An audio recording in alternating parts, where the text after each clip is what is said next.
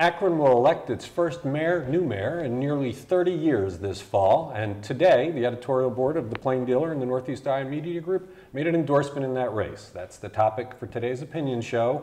We get together with members of the editorial board for discussion on big topics. So, Sharon, you're kind of the lead on this. Can you introduce these candidates and talk a little bit about why we chose one for an endorsement? Sure. There were two candidates in the end, winnowed down from a field that was much larger in the Democratic primary. Michael D. Williams, he's been a city councilman for 28 years. I think he said he started along the time when Plisqualloch started his career. And Daniel Horrigan, a former city councilman who is now Summit County Clerk of Courts. I thought that they were both pretty strong candidates, and actually I would have liked to mind meld them a little bit because Horrigan was the better technocrat. You know, he seemed like he knows all about budgets and streamlining and efficiencies and stuff like that, and he talked a great deal about that. But on the other hand, you had Michael Williams, who obviously, you know, is a mainstay in the communities and neighborhoods, seem to speak, you know, very clearly about the issues that they have with deteriorating houses and speeding cars and fire hydrants that don't get fixed, and, you know, really very much in touch with some of the concerns of Akron residents. Yeah, I like in the end, we endorsed him because we thought that that would actually help him lead the city, which faces many different challenges on its, you know, from its budget to its neighborhoods, to the sewer district project, you know, $1.4 billion. And we thought that he would be the one maybe to help handle all these issues. I felt he really was able to articulate the residents' concern. I mean, he seemed really rooted in the neighborhoods. He understood the history. He'd been there through all of Plisqualloch's years and had apparently started out as an ally, and then that fell apart at the end. As it often does. As it often with Plisqualloch, yeah. But he, you know, seemed to really get Akron. Whereas with Horrigan, he was more, you know, at like 30,000 feet. He was kind of hovering over the city. Well, you know, this is a very significant race. This is, you know, the passing, essentially the passing of power and the passing of the baton for the first time in a long time. And Plisqualloch, one of the features of his reign, if you can call it that, was that he didn't really leave enough political opening for anyone else. And this is one reason why, you know, Michael Williams has been frustrated and actually challenged Plisqualloch 4 years ago unsuccessfully. I think that the real concern at this point is that because Plisqualloch has been such a dominant factor in Akron politics, the next mayor has to be able to exercise that authority, which we expressed in the editorial, to not simply be the mayor of the neighborhoods, but to be the mayor of everyone, to be the mayor of all parts of town, and to maybe, in Mike Williams' case, set aside some of these issues that arose out of his feud with Plisqualloch and become a greater personality. But let's boil this down. There are some very big issues facing him, as Sharon pointed out. Let's start with the sewer. You have had a war between Plisqualloch, the EPA, a federal judge on the case. The EPA and the federal judge on the case really have no patience left, want Akron to do what Cleveland's been doing for 20 years, which is to stop dumping raw sewage into the waterways. How are we recommending that Williams do that?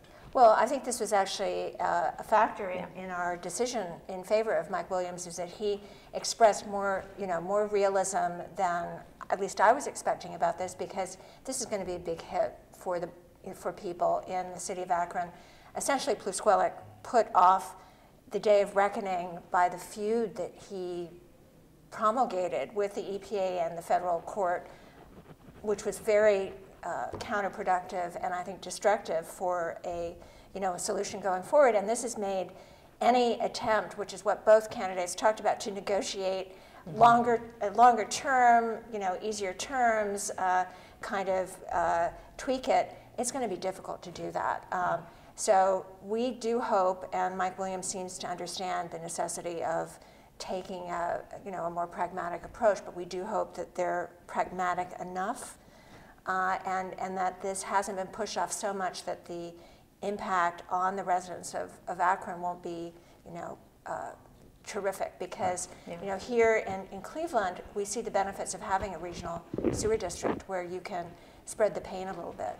They don't have that in Akron. This is municipally owned, city, everything. Yes, city runs it. They don't have an authority that can raise the rates. Right. Willy-nilly. So in other words, this will come out of general revenues unless they can get some kind of a excise fee or something. They're going to have to raise taxes. And there's not because enough money in general. And it's political because the mayor is involved in raising the rates and the residents get very upset, but there's no way to avoid raising the rates. Well, Our rates have tripled or quadrupled in the regional sewer district since this began. I also think there's an issue here, though, with people's expectations and attitudes, because Plusquellic certainly promoted the idea that this was all about the boogeyman who's sitting in that federal court Judge bench. Adams. Correct. And in fact, that, again, very counterproductive, not only because of the toxic relationship that created between a federal judge and the mayor of a city, but also because it made everybody believe that they were being given the shaft. Picked on. They were not.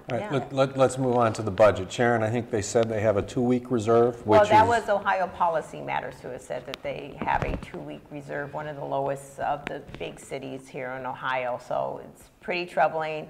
I believe the reporter said that they have not really been talking about what they're going to do about that situation. Horgan, though, in another interview said something like, income tax increase, should be on the table. Williams tried to say, well, maybe not. So it's unclear where they're going to go with that. But it sounds like, in the end, if the state won't help you and most of the state local funds have been cut, you have to ask your residents, to please pay out more. Yeah. Although that underscores the need to find revenues in other ways by attracting more businesses. And we heard from our reporter who was in the room for the interview, and we've posted the video and the audio of this online so anyone can hear the whole thing. But he mentioned that there are beginning to be some empty storefronts downtown, and you sort of feel like some of the city's progress, the momentum is ebbing, and that the next mayor really needs to take that situation on and improve it. Now, Williams did talk about rebuilding small and medium-sized businesses and attracting them, to town. He didn't quite say how he was going to achieve do that. Right. And then there's the conflict over that he was saying the residents in the neighborhoods feel that they've been given the cold shoulder and all the focus has been on downtown, and there's got to be a way to. But I have to say that that's something you hear here in Cleveland as well. I think that's the case of most surging downtowns, and then when you have neighborhoods that just aren't doing as well. But if you could somehow use that downtown revenue from all the businesses that are flocking there to help the neighborhoods, then you can make a case for it. And in Cleveland, when you hear it, you generally hear it from a ward councilman who is representing a very small geographic area. The difference with Williams is he's the at-large councilman, so he already represents the whole city, and the fact that he's talking about the neighborhoods versus downtown brings back what Betsy had said is kind of a conflict that he's got to get past. But I'm remembering that Frank Jackson came from Central, and as people who knew his time at Central, I was not around when he was a city council person, but how just, how such a strong advocate he was for Central. But once he became a mayor, you saw that kind of ebb a little, and you saw him talk a lot more about the city. And so I'm hoping that Mike Williams can make that kind of change as well. Now, we haven't talked about the University of Akron's troubles, and I thought it was interesting to learn that actually the University of Akron started out not as a state university, but as a city. Yeah, that was interesting. I didn't know that. City-owned, and that didn't change till the 1970s, and it is a huge factor and anchor in downtown.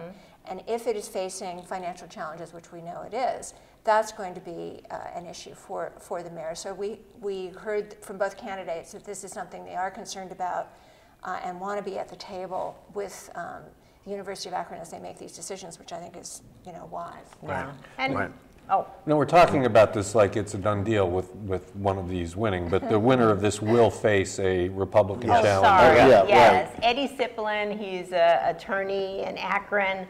I think, though, in the end, it's such a Democratic town that whoever wins the primary will win the general as well. Was there a general feeling that either of these candidates would be better or worse at kind of rebuilding the relationships between the mayor's office and the council? Plisquellic was a very independent, kind of bombastic leader and didn't build partnerships. Did you get a feeling that both of these candidates would? I thought, well, I thought both of them will do so. I thought that Williams was kind of impressive when he said, "There's, I have no permanent friends and no permanent interests," which is actually a very old quote, not just from him. But that seemed to indicate that, he was going to let grudges, go by and work with people who can help rebuild the city. And I'm hoping that if he wins, that's true. Well, if he has 28 years on the council, he should have that perspective. He should know. Either that or you've made a lot of enemies. He should know the other side of the coin, and plus Plisquellic was in there for so long. I mean, over time, you can't help but become a bit of a tyrant. Yeah. Right. William, Well, I was going to say though that to be fair, Daniel Horrigan, the other candidate, said very similar things, and I was very encouraged by that, because to me that indicates that this feeling that Plisquellic at the end of his tenure was really impeding the city's progress because of his style of governance, and that the recognition that needs to change is widespread. One of the things Williams talked about is he said there seemed to be a lot of meetings where people of like mind would get together. He called them backslapping meetings. He said it over and over again. Yeah. That they didn't bring in opposing viewpoints. They'd come in, they would all be of a like mind, and they would set off on a bad path. He said one of those was the proposal a few years back to sell the sewer department to create a scholarship fund for all of Akron's youths, and that was defeated at the ballot. It was, yeah. So he seems to be saying, I want to bring in opposing viewpoints. At least that's what it sounded like, right? Yeah, I heard a lot of talk about the need for collaboration and for working and with clearing others the across air, aisle. clearing the air, and I mean, I think they have to do a lot of, whoever is elected has to do a lot of bridge building. I mean, the police department, I mean, you've got the federal court, you've got the EPA, you've got the whole issue with the University-of-Akron. I mean, and what role the city's going to play in that. Well, more recently, the incident he referred to about the people of like mind getting something on the ballot had to do with an initiative to get more money for the police department, which is really needed because of the opioid epidemic and for other reasons. And I think that it was interesting to hear that because it seemed to me that maybe that people just were tapped out and that's why they voted no, but maybe there was another reason, that there was a lot of that there just wasn't enough of an outreach to the community before that was done. And I think this, we're at a point where we've lost this strong leader who has such a huge presence and was such a big factor in so much of the good things that happened in Akron over a period of many years.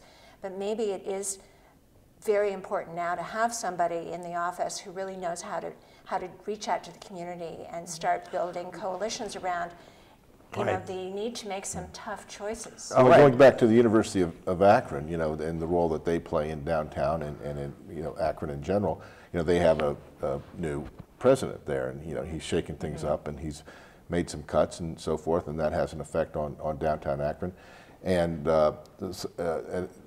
Proenza was there for how many years? A long time. He was part of the old guard, you might say. So it would help to have someone in the mayor's office who has been around, knows the ropes, and can maybe help the president of Akron Scarborough understand, the role that college plays in that city. That it's not just a bottom line. I mean, it is a bottom line situation, but it's also so vital to the future of that city. It was instructive when Plisquellic announced he was leaving and listed his achievements. There was no mention of the University of Akron, and then in the past week he was caught by police urinating on the campus. That was the relationship between the symbolic or metaphorical or something. And the university has not been great, but these two candidates seem to. Well, and they also, express that the residents, I mean, what they're hearing from residents as they go through the neighborhoods is that they want to change. Yeah. They're ready for a change. They want. So primary election day is this coming Tuesday, less than a week away. Early voting has begun, and as we mentioned in the editorial, you can also vote on On Labor Day. On Labor Day, yeah. So, At the Board of Elections in Summit County. so Mike Williams If you live is in the Summit choice County. of this board. Like You I get to can't make vote. your choice next Tuesday. I'd like to know what you think. Please leave your comments where you found this show.